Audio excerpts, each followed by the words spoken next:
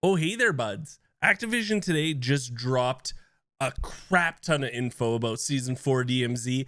It's wild what's coming, and I'll drop it all into this video, and I'm just going to say that the rumors and the leaks that we foreshadowed and believed in were true. So let's go over everything that they dropped today, because it was a lot, you guys. I am so jacked for Season 4, and I think a lot of those people that were on Reddit saying, hey, I quit, our insured guns, or I'm quitting.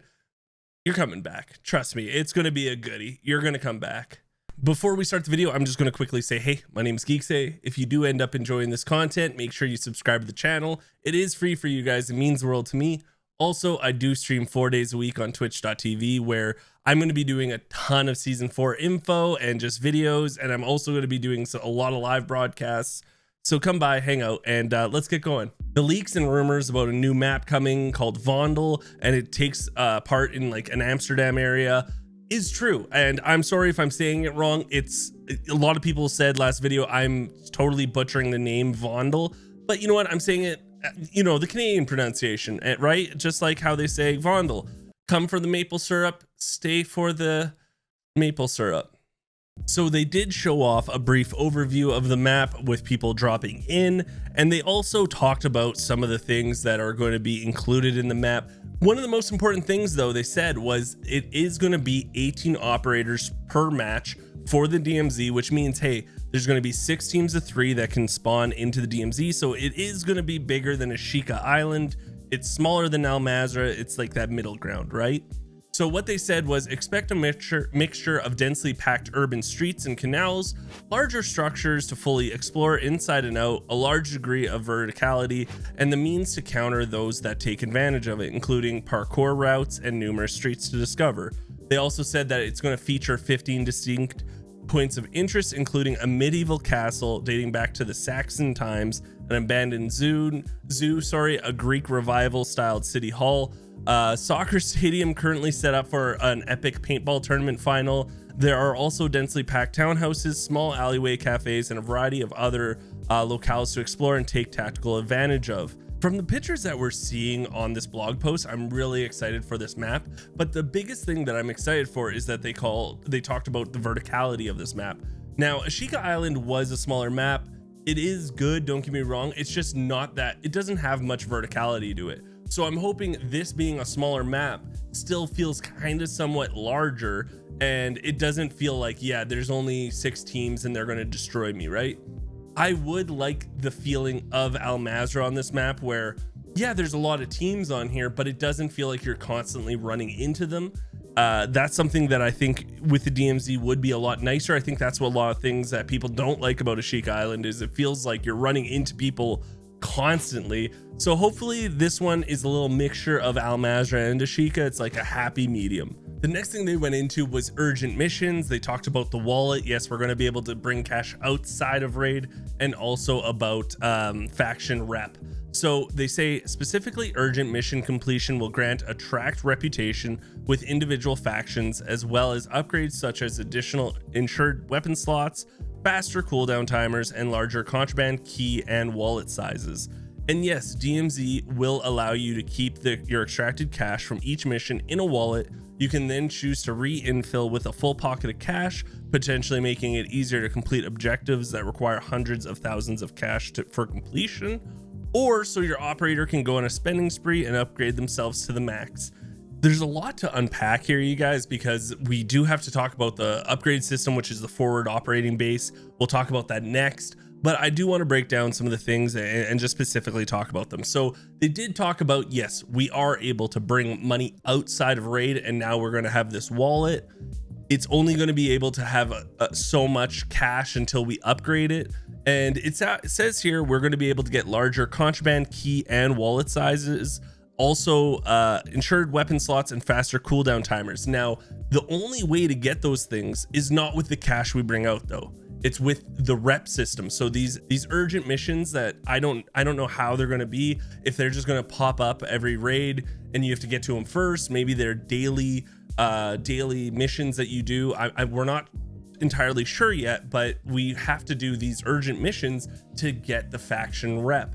And this is going to be the way that we use the forward operating base. We upgrade it, it sounds like, it's not going to be through cash. Cash is only going to be used to go back in with, so that, you know, if you have to go buy a bunch of stuff for a mission, or you know, if you want to use the cash to, say, upgrade a contraband gun, you're going to have it on you. The cash is really only for two things. It's not what we think. We're not going to be able to get this cash outside a raid and then, you know, buy attachments for guns, stuff like that. Not yet, at least not yet. This is a good start. I will say that, though.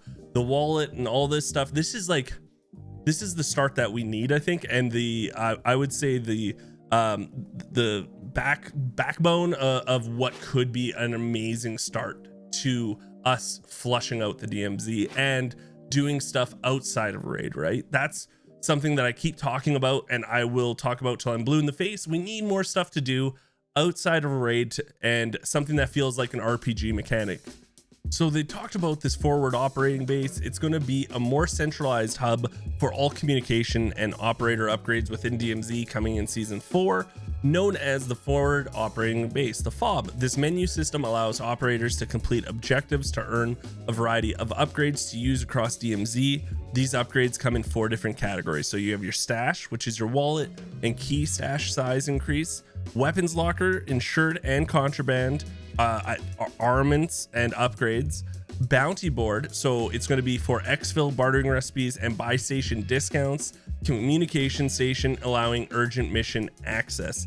All operator upgrades within the forward operating base are passive, don't need to be equipped, and allow for efficient progress all aspects of DMZ. I did all this, I gathered all this information. I'm just realizing now, okay, the FOB is where we get these urgent missions access. Okay, the communication station in the FOB. I'm really sorry, you guys. That's where we do. So we do know we're gonna get these urgent missions. So it is from here. Also, we have so you can, I'm guessing, expand your contraband. They didn't specifically say that though, right? They say insured and contraband, arraignments and upgrades, but they don't say, like, where it says stash, they said wallet and key stash size increases. They didn't say contraband, so I'm guessing you're not going to be able to expand those quite yet. But again, this is the start. This is the foundation that we're looking at for those RPG mechanics outside of raid that make it so that you feel like you're accomplishing something and you're progressing aside from just doing missions. This is awesome. This is a great start. I'm not going to say it's perfect. We still haven't seen it, nor is it a lot, but it's a start, you guys. This is great. This is beautiful. Some more really quick things that we're getting is a new faction that is called the Phalanx. We're also going to be getting a new contract called Signal Intelligence. This is only to be found on Vondel though. And also we were right about the new boss. It is going to be a new vehicle boss. This one is Vondel again only, which means yes, we are going to have a new weapons case and rewards for it. But yeah, this new boss is going to be a vehicular boss, and they're also adding a new vehicle for Vondel only. It's called the Tactical Amphibious Vehicle. Amphibious. I'm really bad at English, you guys. I'm really bad at English. So this is described as, it's not the fastest vehicle on land or sea, but it can do both. I'm sure you've seen a video of something like this before. It can go on land, it can go in the sea. Apparently the canals are one of the most important things on this new map, is that this is the way that a lot of people are going to be traversing the map. So my guess is the new boss is driving one of these slow ambiguous vehicles. I don't know, but all I know is be careful on Vondel if you are starting to drive vehicles, because I think a lot of people are going to be rocking Jokers on that map because they're going to probably be going after that boss. Something really cool that I know it's not for the DMZ, but it's not for the DMZ yet. They did talk about how a rejoin feature is getting added to Warzone Ranked, Battle Royale, Resurgence, and Plunder modes, and that can only mean eventually our time will come. The DMZ will get a rejoin feature, hopefully, you know, in the next, you know, maybe season 4 reloaded update, maybe season 5, but all we know is they are starting to roll out a rejoin feature. This is something that everyone has wanted since day one because crashes have been so prevalent. So hopefully, fingers crossed, you guys, DMZ is going to get it. Something that not everyone was too pumped about was the sandstorm feature in Al Mazrah City. Thankfully, it is going away. You know what? I think it was a great idea, but I wish it just moved, or it was only every once in a while. I thought it was a really cool feature, but it would have been better if it was kind of like this moving sandstorm. But anyways, it's gone, you guys. It's really gone, and it's going to be adding, like, almost like they're kind of changing up Al Mazrah because of it, right? So they said Al Mazrah City now has several sandbanks to climb upon, which offer new and creative ways to approach some of the city's prominent buildings. Specifically, expect a massive sand dune up on the side of the TV tower, the embassy, and the high-rise building. The dunes also piled up across some roadways, including covering parts of the highway system, and nearly flooded entire small structures in the main downtown area. There is also partial destruction that will offer new approaches to maneuvering in, within, and out of the city. This is really, really cool. So there's going to be huge sand dunes, so you don't need to, like, you know, traverse buildings by just using the rope. You can now just run up them. It sounds like it's a way for Al Mazrah to change, them to add new features to it without changing Al Mazrah, the map itself. Really like this idea. Good lore, because the sandstorm, I'm really excited for this one. It's going to probably give us new areas for us to loot, more areas. Like, I would say, like, I'm just going to throw this out there. I do think server room is going to be shut down in season 4, but the new area that everyone goes and loots is going to be in Al Mazrah City. 3 new weapons are also getting added right at season 4. We're looking at the Razorback, the Tempest Razorback, sorry. It's a 5.56 platform gun. This is an AR. I don't know what gun in real life it's modeled after, but it is a bullpup. I'm really excited for it. We also have the ISO 4.5, which is the Oompa Loompa. I think this is modeled after an Oompa Loompa, which is a UMP. I always call them Oompa Loompas. I know I'm dumb, but that's what I call them in every video game. I'm actually really excited for this 4.5 gun. I think these two are probably going to be overpowered, and that's because any new guns, they always kind of make them a little good so that you want to buy the battle pass, right? Last weapon they're adding is a melee weapon. It's called the Tonfa. It does look like a knight, you know, like a cop's nightstick. And of course, the first thing I think of when I think of a cop's nightstick is Big Boss from the WWF. Do you guys remember him? Right? Like, come on. He was pretty sweet. He was pretty sweet. He wasn't my favorite, but he was pretty sweet. So that's currently everything we know so far about what's coming with season 4 with the DMZ. There is a new update blog coming, they said, very shortly. So if you like this video, hey, I'm going to be doing another video on that when it comes out. So subscribe to the channel. It's free for you guys. It means the world to me.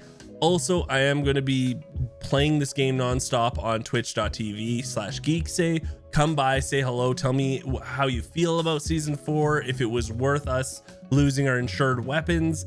It's just looking good, guys. This looks like one of the best updates in the past 4 seasons. Like this, I think season 3 really was like, season 3 really blew me out of the water, but season 4, I think this is going to be the foundation of what DMZ really is going to become. So I'm super excited. I hope you guys are too. And yeah, until next time, I'll talk to everyone later.